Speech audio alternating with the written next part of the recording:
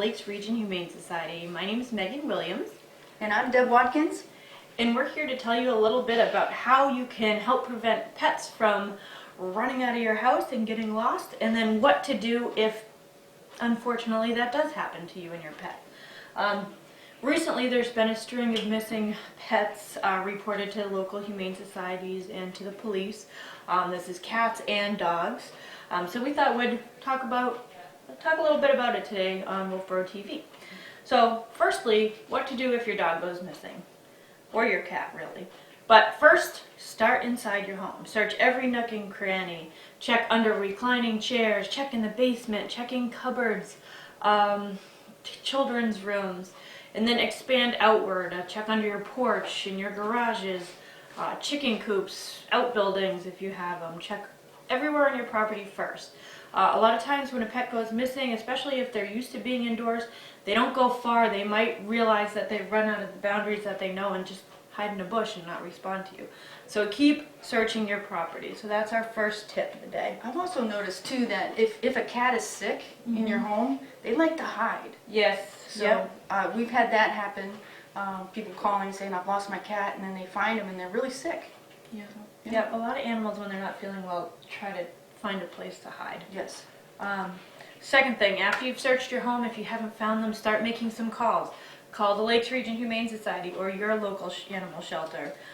Call your local veterinarian or veterinarians. Call your police department so they can be on the lookout for, an animal running around. And also, if your pet is microchipped, call your microchip company and make sure that that information that they have on file for you is accurate. There's been a lot of stray animals that we've gotten in over the years who have a chip, but we can't track the information to an owner because it hasn't been updated in five years. And they've moved and they have different phone numbers. So go ahead and make those calls, get that situated.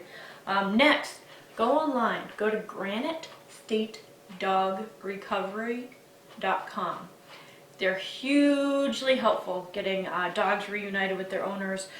They're all volunteer organization, but they do have a template where you can go online and generate posters. You can print the posters out.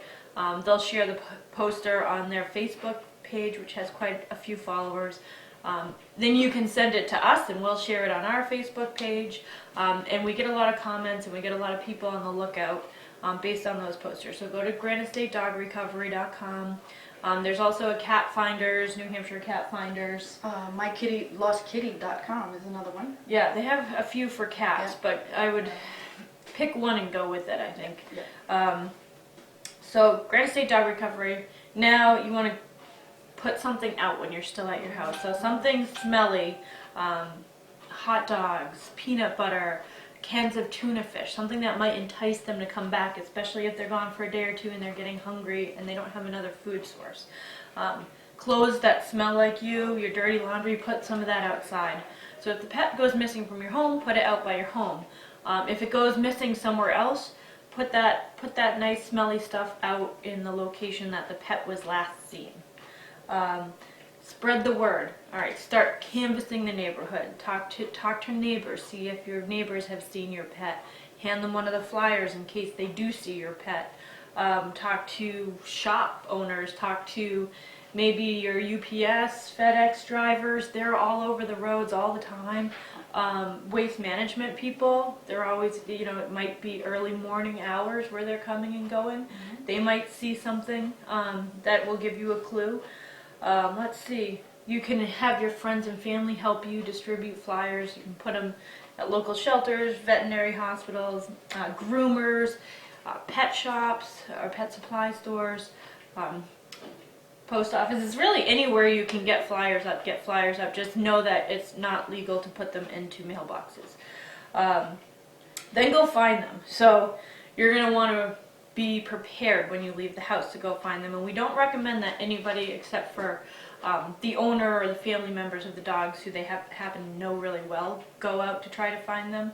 Friends and family can keep asking leading questions and distributing flyers while the actual owner who the animal knows goes out to try to find the dog. And this means being prepared for the weather, dressing appropriately. If you know you're going to be gone for a while, it's going to get dark. Bring warm clothes, jackets, flashlights, Make sure your cell phone's charged and ready to go and that you have that on you. Bring treats with you so that you can entice them to come back to you, because they're going to be scared and they may not just run right up to their owner anymore. Lastly, make sure you have a leash with you. So many times people go looking for their dogs and then they find them and they can't get them back because they didn't remember to bring a leash. And if you just have the leash, you can always loop it and bring a dog back that way if it's slipped its collar since it went missing. So the other thing too is Granite State Dog Recovery has told everyone that the wrong thing to do is to have your family and friends go out searching physically for the dog. And you don't want to chase this dog because it causes a lot of additional fear for the dog. It's they feel like they're being threatened or hunted. They're really scared out there. So if you do see a dog, it's important to record where you saw it, what time it was, the date, the exact location, the direction of travel that you saw the dog go to, especially if it's on the run. Instruct everyone that is helping not to call or chase. That's so important because the dog is going to be so scared.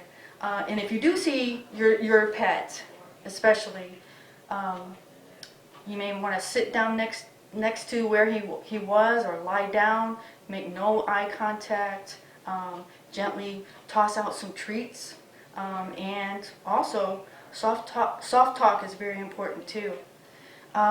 If you're pet sitting or if you recently moved into a new home or a new area, it's especially important to be very careful that your pets do not run outside or out of the house. It's harder to find them once they're gone because they don't know where they are and they don't know the location. And we've heard of stories where the animals go right back to the old home that they went to, that came from, if it's local. So be very careful about that. And then the other thing is try to make sure that you set up air locks in your home with a new animal as well, because especially like a baby gate or some doors, so that they're used to your home, and keep those windows closed too. Very important. So dogs in stressful situations such as car accidents, changing fosters homes, veterinary clinics, groomers, rescue transports. These dogs usually do not travel far unless they are pushed away or being chased. And 75% of these dogs are eventually recovered on the property that they bolted from. Yeah. So they get outside and they get Yeah. nervous and they freeze and they hide and they don't come. Yeah. I remember one time one of my dogs got through the fence and we were looking all over the neighborhood for him, and he was hiding in a bush right outside of our property line. Yeah. And it was very unlike him not to come, but he was scared, so he didn't. Yeah. Another thing that you can do sometimes is what we say here at the Humane Society when we have volunteers walking dogs or even staff walking dogs, and if the dog gets loose and is pulling the leash, dragging the leash behind him, we say don't chase the dog, don't call after the dog. Sometimes it's helpful, at least if the dog's not terrified and is still in a good mood, to just like scream puppy, puppy, puppy, puppy, and run away so that they try to chase you. So that's a technique we use here that works really well if the dog's not already terrified. Yeah. Or try to play with them. Yep. Sometimes there's dogs who really like to go for rides in cars. Yeah. We open the car door and we say, you want to go for a ride? And some of them hop in. That could terrify another dog and send them flying into the road to be hit by a car, or send them back into the woods to be missing for longer. So it's all about where the dog's at as far as the fear level goes. But basically when they've been missing for a while, the worst thing you can do is be running through the woods with lights and whistles, screaming, and chasing after the animal, because that's not going to get you where you need to be. Okay, so I found a stray. Now what do I do? So I'm not missing an animal, but I found somebody else's animal. They can be unpredictable, as we talked about. They might be a perfectly nice dog who's just really scared, and maybe you try to reach down and grab him because he's on the side of the road and you don't want him to run in the road and you want to put him in your car. Well, that dog could certainly turn around and bite you out of fear. Animals carry diseases that are contagious to humans sometimes, and to maybe you can bring home to your pets if you put them in your car. So we always advise you to call your local police department if you see a stray dog. That's the first thing you should do. If you can secure it with a leash or get it safely into your car so it's not continuing to run, that's great, but wait for the police to bring it into the Humane Society. They might also have gotten a call from the owner and be able to return it directly to the owner. The other thing about calling the police first is if there's someone whose dog keeps getting loose and it's unsafe for the dog to be there, if the police bring the dog to us, that's on record with the police department. So if that happens quite a few times, the police can build a case against that owner who's being neglectful and putting their dog and the community at risk over and over and over again. Whereas if Good Samaritans keep bringing that dog in, it's not on record with the police, and therefore you're not going to get anywhere with that case. Let's see. So if the dog appears to be friendly and has a collar on, look on the actual collar itself, because sometimes owner information is embroidered onto the collar. So look for a phone number there. If there's no phone number there, check the tags. Sometimes owners have their phone number on the tags. We recommend that for all dog owners. Yes. It's a simple $5 thing you can do to get your animal returned back to you so fast. And get it updated too. Oh yeah, keep it up to date. I mean, it's a tiny little thing. So check that. If there's no owner contact information, next, see if they have a rabies tag. If the dog has a rabies tag, you can call the veterinary hospital. Their number's usually on the rabies tag.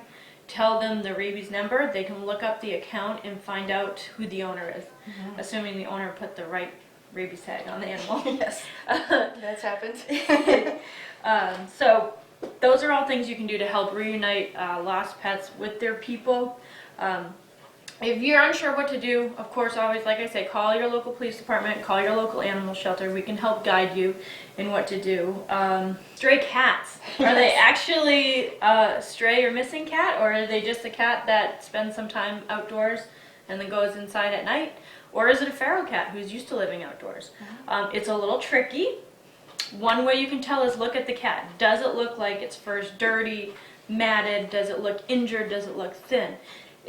If it doesn't look well, if it doesn't look well fed, if it doesn't look like it's going to survive, if it looks neglected, you're going to want to call your town animal control officer and your local humane society. We're happy to take cats like this in, get them well, and find them new homes, and try to find their owners as well if they haven't been abandoned. So that's if they look scruffy, if they don't look well, that's what you're going to do. If they look well and they have a notch in the ear or part of their ear cut off, that likely means that they're a feral cat and that at some point in their lives they've been trapped, spayed or neutered, and re-released into the wild. If that's the case and this animal looks healthy, treat it like a raccoon. I mean, it's lived outside its whole life. That's what it knows. That's what it's comfortable with. Someone's already taken the time to have it spayed or neutered and set it back outside for a reason. So try not to worry yourself about that. There's differences of opinion on those cats, but they're fractious and they're not usually safe for people to handle. Yeah, it's not illegal for them to be outside, but we do want to say this. If you have an outdoor cat, please make sure that it is updated with rabies, because it is a state law. Yeah, rabies for pets is required by law for cats and for dogs. Yep. The tricky part is if you see a cat that looks pretty healthy, it's not injured at all, it's got a good coat, doesn't have a tipped ear, doesn't have a notched ear, might be a little friendly, then you're thinking, gosh, is this cat lost? Should I do something before, it gets hit by a car or gets eaten by a natural predator? What do I do here? And this is where it gets sticky because a lot of times Good Samaritans will catch these cats and bring them into us, and we take in what people bring to us and we post it on Facebook. We try to find the owners. But oftentimes we get some pretty angry owners who are like, that's my neighbor brought in my cat, now we have to pay to get it back. And it's not illegal to have indoor-outdoor cats. So if you want to stay on good terms with your neighbors, what we suggest is if the cat looks healthy, take the time to go around your neighbors and ask if anybody knows who this cat belongs to. If the cat has a home and is just stopping by to say hi to you, great. We don't advise feeding it because that will keep it from actually going to its home where it's already being fed.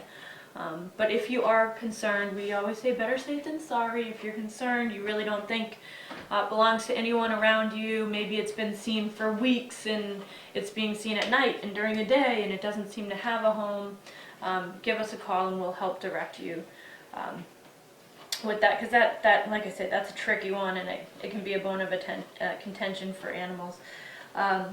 Lastly, yeah, be proactive. Yes. So we advise you to get that phone number embroidered on the collar, get that little tag with your phone number on it so people can return animals to you quickly. Update your microchip information before your pet goes missing. And then, like Deb said, especially if you're getting a new animal, you've just adopted, we've seen it before. We've seen it right here in the parking lot. People go, they have their new dog. The dog's only spent a couple hours with these people, and they go to put him in the car and the dog pulls out of the collar and tries to run away. They don't know the people, they're not going to go to those people when they call them. And this can happen at your home, this can happen for weeks after you take home a new dog, whether it's from a shelter or breeder or whatever. So what we recommend is using harnesses that are fit properly, and also what are called martingale collars, which tighten when the dog pulls. It's not a choke collar, it doesn't continue to tighten, it just tightens enough so that if they pull like this, they don't get out and go run into the street and get hit by a car. So properly fit martingale collars and properly fit harnesses, and there's tons of YouTube videos on how to fit your dog with this equipment. So be proactive, get the right equipment, and be really cognizant. Like Deb said, your kids aren't leaving the door open. If you're carrying groceries in, you don't have the door cracked so wide that a new dog's going to run out and escape. Did we forget anything? Well, I want to say, if you reside in Tuftonboro, Wolfboro, Ossipee, Effingham, or Wakefield, your closest animal shelter is us, Lakes Region Humane Society in Ossipee. And if you have any issues with stray cats or any questions about an animal, please give us a call at 539-1077. We hope you have a wonderful Valentine's Day. Happy Valentine's Day.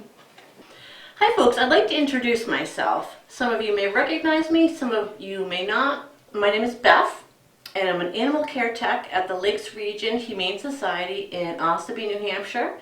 I have been here for, I think, 8 years and volunteered for probably 3 or 4 before that. Don't feel shy to come on in and introduce yourself and let us know what you're looking for, and we can talk about what you want and how we can make it happen. Come on by and give us a visit. Hi folks, I'd like to introduce a handsome boy that we have here at the Lakes Region Humane Society in Ossipee, New Hampshire. This boy is named Pinto, like the bean. He came from Puerto Rico, so that's hence the name. He is an active boy. He's got lots of energy. Needs somebody that's going to get off the couch, is going to give him exercise, keep him busy. Not necessarily, somebody who does triathlons or something, but somebody who's at least an avid walker, maybe a hiker, somebody who does snowshoeing, just an active person.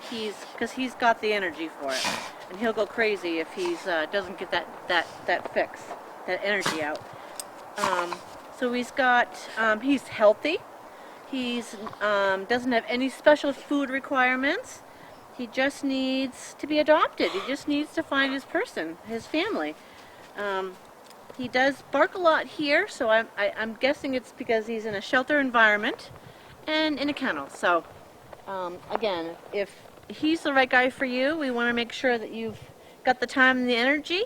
So come on by and ask to see Pinto. I'd like to introduce Kitkat, just like the candy. Kitkat is a female, and she's 6 years old, and she is a short-haired black spayed female. She is microchipped. She's up to date on her vaccines. Does okay with other cats. She will definitely tell you when she's had enough. She'll give you a quick swat and a little vocalization, but that's okay. So you know where you stand with her, that's for sure. She's purring right now so loud, I don't know if you folks can hear it at home, but so she might be not necessarily come to you when you want her to, but she certainly does. When she's ready for affection, she will come and get it. She's looking for her forever home, and we would love to see her find it.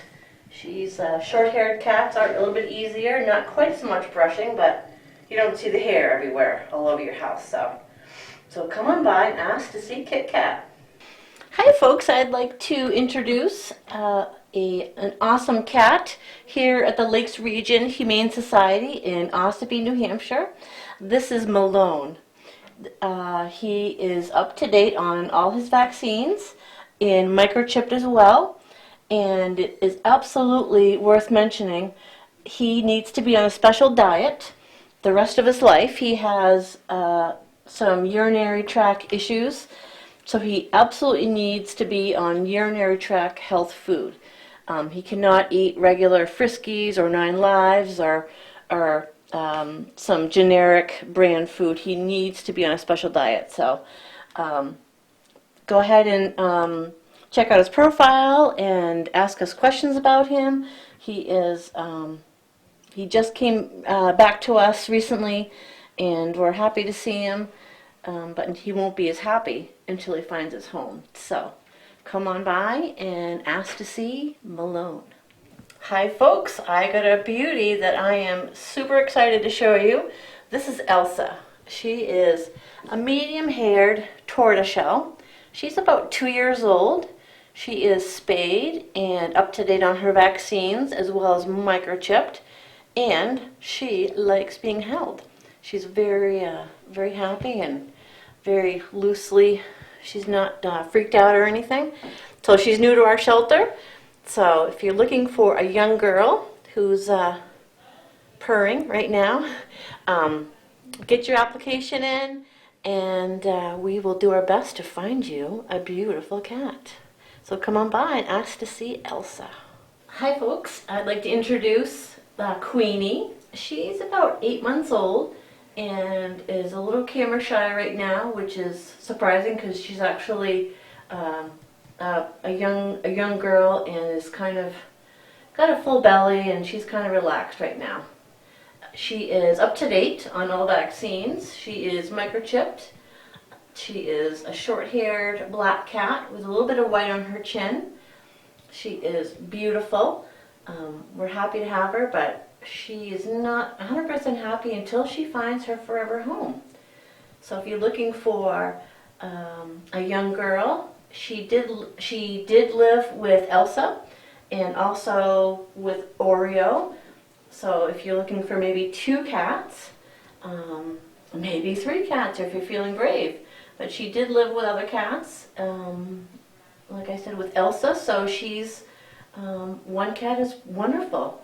2 cats is okay too if they get along, and she might do better with her sister. So come on by, ask to see Queenie. Hi folks, I'd like to introduce an awesome boy. His name is Oreo, and he is a major snuggler, major attention lover. As soon as you pet him, he kind of turns inside out. He's a little shy when you first meet him, but as you touch him, he kind of just falls right into it. So Oreo lived with Elsa and Queenie, so he obviously lived with other cats and would be okay with another respectable cat that he may not know. But gosh, wouldn't it be wonderful if he got to live with one of his sisters? He is neutered. He is about 2 years old, and he is quite delicious. So all you tuxedo lovers, this would be the cat to definitely consider adding to your home. He is, for all you folks who don't know, tuxedo is a name for a black and white cat who tends to have white on their chest and white feet, white on their face, and a smile. So come on by and ask to see Oreo. I'd like to introduce Sarah. She is a kitten recently brought to us on a scheduled transport. She is beautiful. She is spayed. She's under a year. She has beautiful markings. Just a beautiful girl.